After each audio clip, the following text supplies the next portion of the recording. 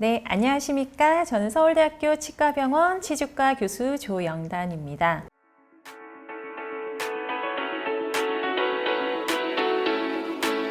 우리 치과 의사들은요, 항상 치아를 살리기 위해서 노력을 하죠. 살릴 수 있는 골든타임을 놓치게 되면은요, 치아도 잃을 수가 있죠. 그래도 다행히도 우리가 다시 수복을 하는 방법이 있습니다. 자, 그게 바로 치과 임플란트죠. 옛날에는 치아가 빠지면은 이 치아 자체를 다시 뭔가를 만들기가 힘드니까 옆에 있는 치아를 깎아서 브릿지라고 해서 연결을 해서 없는 일을 만들어줬다면, 지금은 치아가 하나 빠진 자리에 임플란트를 넣고 다시 이를 만드는 그런 작업을 진행을 하죠. 요즘에 임플란트 많이들 하세요. 부모님 치아가 빠지면 틀니 해드려야지, 그런 얘기들이 있었다면은, 지금은 틀니 하면은 어디 가서 좀 으쓱으쓱 하기가 힘들다라고 얘기를 하세요. 다 임플란트 를 선호를 하세요. 자, 임플란트 수요가 증가를 하는 게 100세 시대여서 그런 것도 있고요. 자, 임플란트가 보험이 되면서 두 개까지는 만 65세 이상에서는 보험으로 커버가 되죠. 어느 정도. 그래서 임플란트 수요가 점점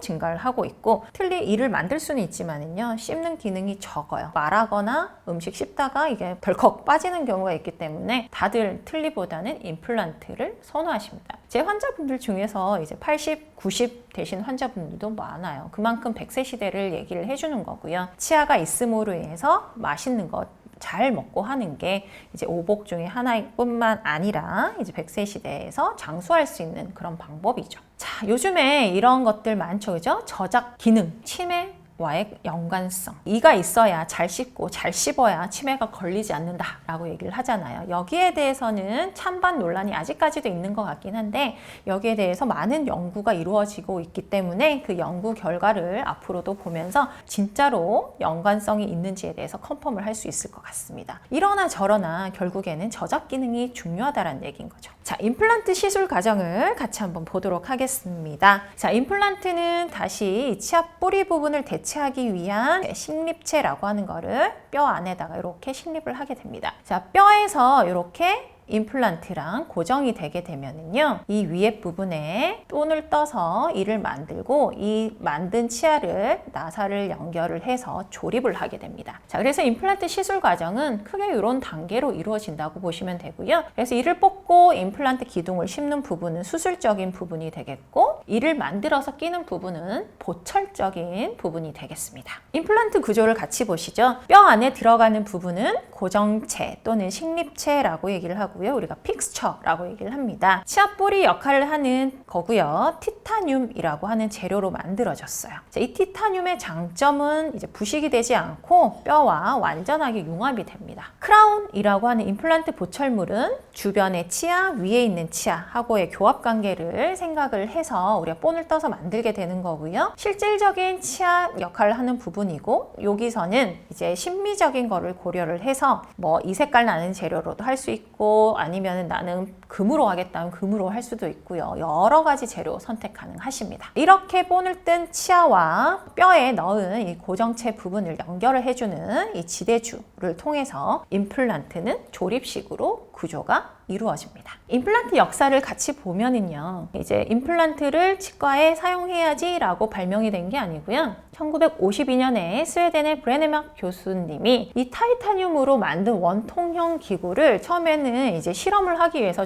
토끼 종아리 뼈에다가 심고요. 이걸 다시 빼내려고 했어요. 근데 안 빠지는 거예요.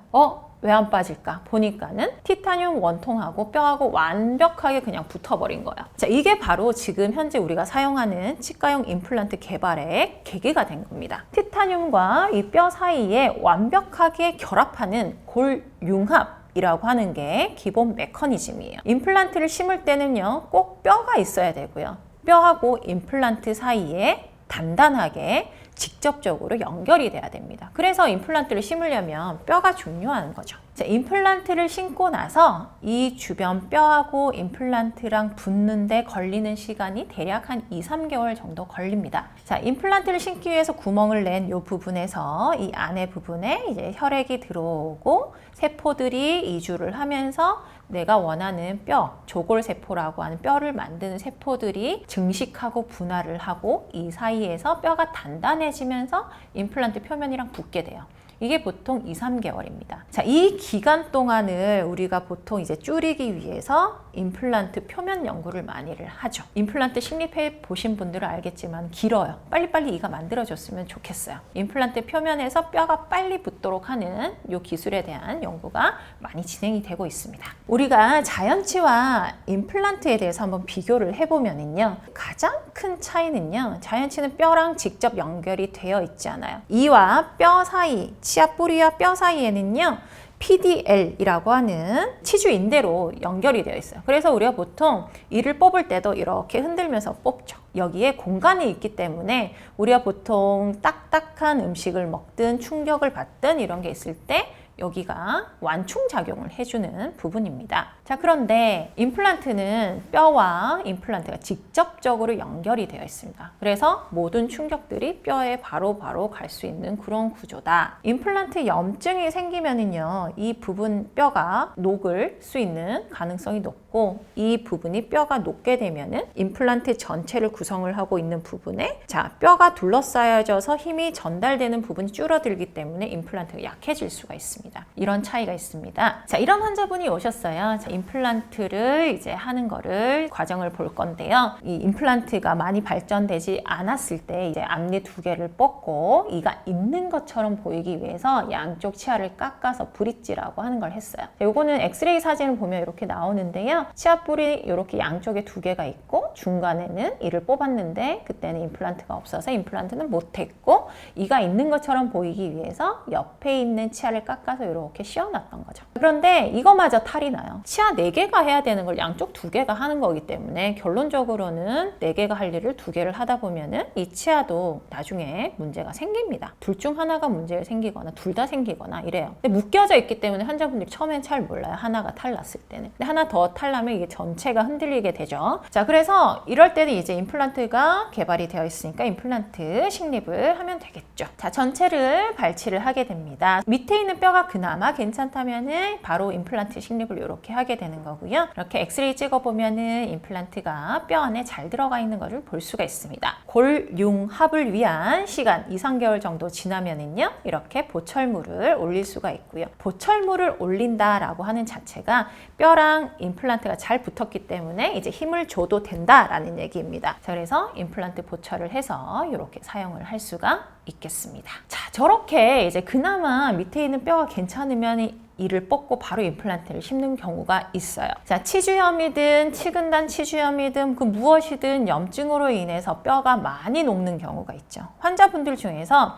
정말 뽑아야 되는데 정말 많이 흔들리고 밑에 뼈가 다 녹았는데도 그래도 자기 이가 제일 좋지 않나요? 라고 하면서 계속 안 뽑겠다고 하시는 분들이 있어요. 밑에 뼈가 다 녹아서 엑스레이 상에서는 뼈가 하얀색으로 보인다고 했죠, 그죠? 자, 근데 여기 주변은 하얀데 비해서 여기는 지금 까맣죠. 뼈가 없다는 얘기입니다. 자, 치주염으로 인해서 버티다 뽑게 되면 임플란트를 하기 위해서는 좋지 않은 환경이 만들어집니다. 왜요? 임플란트는 뼈에다 넣기 때문이죠. 자, 그러면 염증으로 인해서 뼈가 녹아서 없는 경우는 임플란트 못 합니까? 아니죠. 이렇게 뼈가 없으면 뼈부터 만들어야 됩니다. 안에 뼈 이식제도 넣고요. 이 뼈 이식제를 이렇게 유지하기 위해서 이런 나사 같은 것도 받고요. 그렇게 해서 뼈를 만들고 나면은 그 다음에 임플란트 심고요. 보철하고요. 이런 과정이 드는데 밑에 있는 뼈가 녹은 부분이 범위가 크면 클수록 시간도 많이 들고요. 돈도 많이 들고요. 서로의 노력도 많이 들어요. 치과에서도 해야 될 게 많은 거고요. 환자분들도 여러 번 오셔야 되는 거죠. 살리기가 힘들다, 뽑아야 된다라고 하면 너무나 고집 피우지 마시고 얼른 임플란트를 하시는 것도 하나의 방법이다라고 말씀드릴 수가 있겠습니다. 자, 그래서 이렇게 뼈 이식을 하고 나서 임플란트를 식립을 하게 되는 과정을 보게 되는데요. 크라운이라는 걸로 씌워놓은 요 치아를 뽑고 나서요. 뼈가 녹은 범위가 크게 되면은 이렇게 뼈 이식제를 넣어요. 하얀 좁쌀 같은 이런 뼈 이식제를 넣게 되는데, 자, 그러면은